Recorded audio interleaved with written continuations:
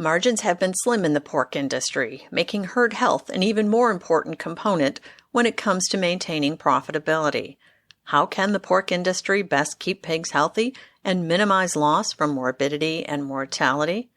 Welcome to Feedstuffs in Focus, our podcast, taking a look at the big issues affecting the livestock, poultry, grain, and animal feed industries. I'm your host, Sarah Muirhead. This episode is brought to you by Pharmgate Animal Health, a growing business that puts livestock first. Pharmgate provides a proven portfolio of technically supported, high-quality products that are the foundation of custom herd health protocols. By offering multiple options for active ingredients, concentrations, and administration routes, Pharmgate provides you with the choices to fit your needs and get you the results that you want.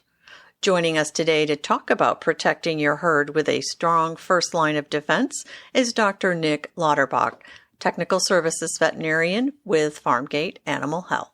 So Nic, to start, tell us a little bit about your role with Pharmgate, your background in the pork industry. Yeah, sure. So I'm Dr. Nic Lauterbach. I'm a Technical Service Veterinarian with Pharmgate Animal Health. I've been with Pharmgate, it'll be 3 years this fall. And before that, I was a veterinarian within a production company in the Midwest for 4.5 years before that. So I've been in the industry just shy of 7 years. And so my role as technical service veterinarian with Pharmgate is to leverage some of that previous experience as well as experiences that we learn about in every day to bring science-based solutions to producers and veterinarians for the relevant health challenges that they may be facing. So that's where our group specifically really thrives, is that our team at Pharmgate really has a lot of in-barn experiences. So most of us, myself included, have grown up in the ag world. So maybe not necessarily specific to swine, but my family farms in central Iowa. I know that a lot of our team has been around agriculture for most of their careers.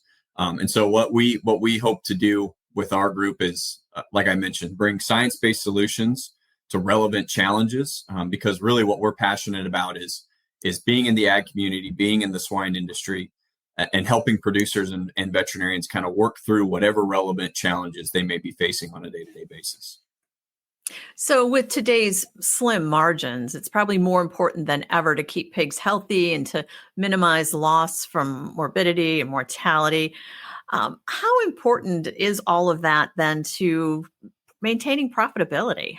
Yeah, it's critical, right? It's really hard when health drives so much of what it is we're trying to do. When you think about the major inputs that go into raising a pig, whether that be feed, space, labor, all of those become less efficient to a producer when a pig is sick. Keeping a pig healthy just maximizes everything that we're trying to do. And so that really emphasizes, we need to do everything we can to keep these pigs healthy. But also it emphasizes that if we do have a health challenge, which we know, raising pigs, we know we're going to have some health challenges from time to time, really makes it critical that we're getting those challenges effectively communicated and interventions started quickly to manage those and to make those, you mentioned the slim margins, to try to minimize those losses as much as possible. So if you were to identify what pathogens, what diseases, what do you see as the biggest threats out there right now to producer profitability? Yeah, there's some primary ones. And really, to me, the primary pathogens that we spend a lot of time talking about at Pharmgate with the producers that we meet with kind of fall into two separate buckets. There's the enteric pathogens, and these would be like your porcine epidemic diarrhea virus, your E. coli, your salmonella, that they're going to cause challenges on the enteric side, right? So you think about, you walk into a barn and you notice some loose pigs or a different fecal consistency. And then the other bucket would be kind of the respiratory pathogens. So porcine reproductive and respiratory syndrome virus, or Pasteurella, or Actinobacillus pleuropneumonia, or APP. Those are kind of the respiratory pathogens that, the two primary buckets that we're talking about in terms of pathogen, kind of enteric and respiratory are the ones we spend a lot of time talking about.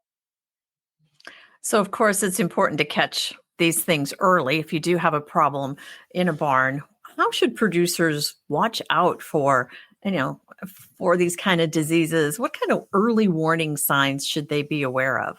Sure. Yeah. So I think, obviously, we talked about enteric and respiratory diseases, and each of those are going to have specific clinical signs. So the enteric we talked about, you're looking for a different fecal consistency than you're used to seeing, right? The pigs are loose or they may be scouring. On the respiratory side, it's what we usually think about, right? I walk in and the pigs are coughing, or they're what we call thumping, which is they're having to work really, it just looks like they're having to work really hard to breathe because of some of that damage that's going on or has occurred within their lungs. More broadly, when I was in practice, the things that I always told our caretakers are to look for and really alert us if anything was going on, just not specific to any specific disease, but just in general tells us, hey, there may be something going on with these pigs. One of the things I always looked for was water consumption, right? Is our water consumption reducing, going down? That could indicate that there's a reduction in activity or in reduced water intake. Obviously can lead to pigs getting dehydrated. And we know there's a host of issues that would come along with that. If those pigs are lethargic, you walk into a barn and you're used to them getting up and greeting you at the pen or running around the pen, and all of a sudden they're not doing that. That would also be a cause for concern. If you're seeing your feed consumption drop, if you are walking the pens every day and you find yourself pulling out more pigs than you're used to and giving them injectable or spot treatments, what we would refer to as spot treatments. I would also say those are kind of the four key ones on the front side to look for and say, hey, I may have an issue here. And then finally, kind of a leading or a lagging indicator that you're having an issue is if you eventually do start to see mortality, right? If you expect your mortality to be a certain percentage of your population and all of a sudden that's gone up, that indicates that should be setting off alarm bells that say, hey, we need to do something. We need to intervene. There's something going on here that's causing this that we need to get to the bottom of. When a producer observes some of these symptoms in a barn, what's kind of the next step to, prevent a full disease outbreak? Are we looking at biosecurity, looking at treatment? What's your advice there?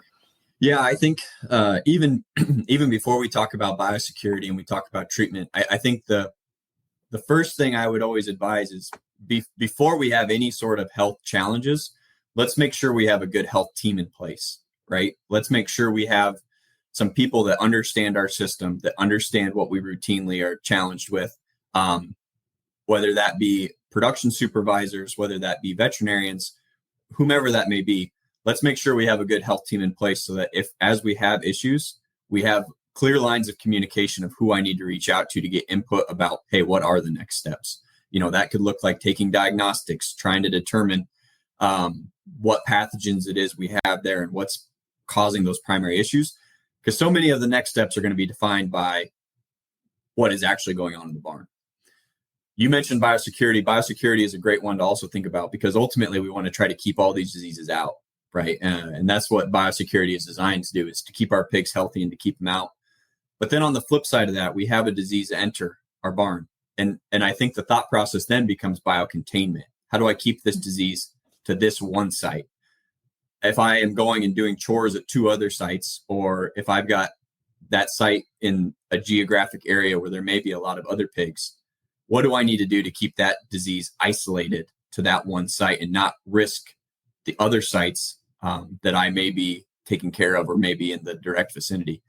And then finally, yeah, you mentioned treatment, right? We talked about the health of the pig driving so much of the profitability and the production of a system. Antibiotics are a wonderful tool to help respond to that bacterial challenge that may be present. And so identifying what route of administration, what treatment option, and what antibiotic we need to use is and getting it implemented quickly is really critical. And that's where products like we have available at Pharmgate Animal Health, such as Penchlor 64, Penox 343, can really be, depending on the pathogen load that you're identifying, they can become a really nice tool for a producer or a veterinarian. You mentioned treatment options. So as a veterinarian, what do you generally tend to recommend to producers? What should they think about? Yeah, I think that it's so easy to want to look for a silver bullet or a standard protocol, but so many of this is going to be case by case. And that's where I would refer back to kind of what we were just talking about, is having a good health team in your corner where we can make the right decision and we can get the right molecule selected, where if we do need a treatment, making sure that we get the right treatment administered the correct way and administered in a timely fashion becomes really critical. So then what common pathogens are these treatments labeled for? When you think about, so specific to the enteric side, I think about the E. coli we mentioned, Pasteurella, both of those pathogens would be on the label indications for Penchlor 64 and Penox 343. And then each of those products would also have subtle differences in what pathogens they're labeled for as well. But really, it can give you a nice coverage of a lot of different pathogens that you may be dealing with. And if you need more information, or if you'd like to learn more about those products, the Pharmgate website is a great resource. Otherwise, your Pharmgate team member that you work with can also provide you any information that you need on those products. So when producers are looking for what's the best treatment option for their operation, what's your advice? Yeah, I think so much of that is again, it's going to kind of depend on the case by case basis and what we're seeing. But I think that a couple of factors go into that, and it goes back. It sounds like a broken record at this point, but I think that's where your health team, your veterinarian, can really help you sort through that.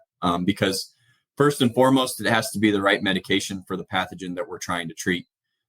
Diagnostics go a long way in helping us determine that. How effectively and how quickly we need to respond to that medication can also play a role in terms of how am I going to administer this antibiotic. At Pharmgate, we've talked about Penchlor 64 and Penox 343 being available through the water. We also have in-feed antibiotics, and we offer injectable antibiotics as well. So we have a really robust portfolio to help manage through, if you're having health challenges, if you are dealing with these bacterial pathogens we routinely deal with in the swine industry. I believe that our company can be a resource for you, and we can help work through those to really help you, your veterinarian, whomever that may be, identify what treatment option is the best for that specific scenario. Our thanks to Dr. Nic Lauterbach for joining us here today. This episode has been brought to you by Pharmgate Animal Health, a growing business that puts livestock first. Pharmgate offers a proven portfolio of technically supported, high-quality products that are the foundation of custom herd health protocols. By offering multiple options for active ingredients, concentrations, and administration routes, Pharmgate provides you with choices to fit your needs and get you the results that you want. I'm Sarah Muirhead, and you've been listening to Feedstuffs in Focus. If you would like to hear more conversations about some of the big issues affecting the livestock, poultry, grain, and animal feed industries, subscribe to this podcast on your favorite podcast channel. Until next time, have a great day, and thanks for listening.